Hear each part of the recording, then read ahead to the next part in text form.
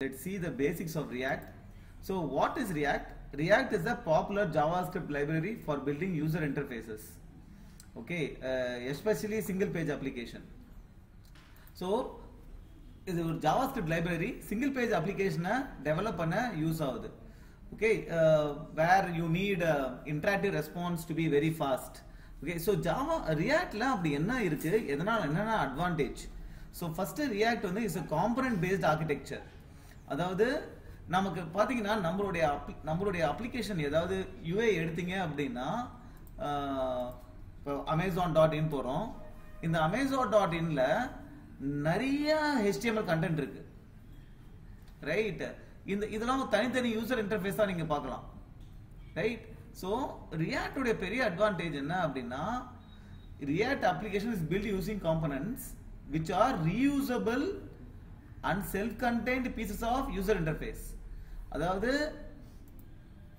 இது வந்து பாத்தீங்கன்னா இது ஒரு காம்பனண்டா இருக்கும், இது ஒரு காம்பனண்டா இருக்கும், ரைட்? இப்ப இந்த இது பாத்தீங்கன்னா இந்த இதுவும் இந்த டிஸ்ப்ளேவும் பெரிய டிஃபரன்ஸ் இல்ல. அதே 4 பிக்சர் தான் வருது. அந்த 4 பிக்சர்ல வந்து பிக்சர் தான் மாறுது, பிக்சர் மாறுது, இந்த கண்டென்ட் மாறுது, ரைட்? சோ இது வந்து ஒரு யூசர் இன்டர்ஃபேஸ், இது ஒரு யூசர் இன்டர்ஃபேஸ். இது ஏன் காம்பனன்ட் பேஸ்ட் அப்படின்னா, component is nothing but functional component, nothing but function which returns an HTML content. So இந்த கண்டென்ட் டிஸ்ப்ளே பண்றதுக்கு ஒரு ஃபங்க்ஷன் கூப்பிடுறோமா, அது நமக்கு ஒரு HTML கண்டென்ட் ரிட்டர்ன் பண்ணுது, அது இதை டிஸ்ப்ளே பண்ணுது. இதை டிஸ்ப்ளே பண்றதுக்கு நம்ம என்ன பண்ணலாம்னா அதே ஃபங்க்ஷனே கூப்பிடலாம். ஏன்னா டிஸ்ப்ளே எல்லாமே சேம் தான். பாஸ் அதுக்கு ஃபங்க்ஷனுக்கு பாஸ் பண்ற ஆர்குமெண்ட் பிக்சர்ஸை மட்டும் மாத்தினா இது டிஸ்ப்ளே ஆயிடும். சோ காம்பனன்ட்ஸை ரீயூஸ் பண்ணிக்கலாம். Components is nothing but a piece of user interface function which returns a HTML content. So அதுதான் பெரிய அட்வான்டேஜ். ஓகே, சோ என்னென்ன காம்பனன்ட் இருக்கு அப்படின்னு பார்த்தா, ஃபர்ஸ்ட் ஃபங்க்ஷனல் காம்பனன்ட் இருக்கு. இது nothing but a JavaScript function that return, you can tell React elements க்கு பதிலா it returns HTML content. Okay, so இப்போ இந்த ஃபங்க்ஷன் பாருங்க, what is returning? It is returning HTML content. Okay, இதுல நடுவுல இந்த மாதிரி பிராக்கெட்ல நம்ம யூஸ் பண்ணா நம்ம வேரியபிள்ஸா இந்த பிராக்கெட்ல யூஸ் பண்ணணும், ரைட்? இப்ப props.name இருக்கும். சோ இப்போ இந்த ஃபங்க்ஷனை எப்படி கால் பண்றது ரியாக்ட்ல அப்படின்னா, இந்த மாதிரி கால் பண்ணணும். அந்த ஃபங்க்ஷன் நேம், அப்புறம் அதுக்கு பாஸ் பண்ற ஆர்குமெண்ட் நேம் வந்து பாலா. சோ இப்போ props.name போட்டா என்ன வரும், பாலான்னு வரும். கால் பண்ணும்போது நம்ம என்ன பண்ணலாம்னா இங்க வேரியபிளும் யூஸ் பண்ணலாம் பாஸ் பண்ணும்போது, ரைட்? ஃபர்ஸ்ட் நேம் வந்து பாலான்ற வேரியபிள் இருக்கு, ஆனா வேரியபிள் யூஸ் பண்ணும்போது இந்த ஓபன் பேசிஸ் க்ளோஸ் பேசிஸ் கொடுக்கணும். இதுதான் ஃபங்க்ஷனல் காம்பனன்ட்.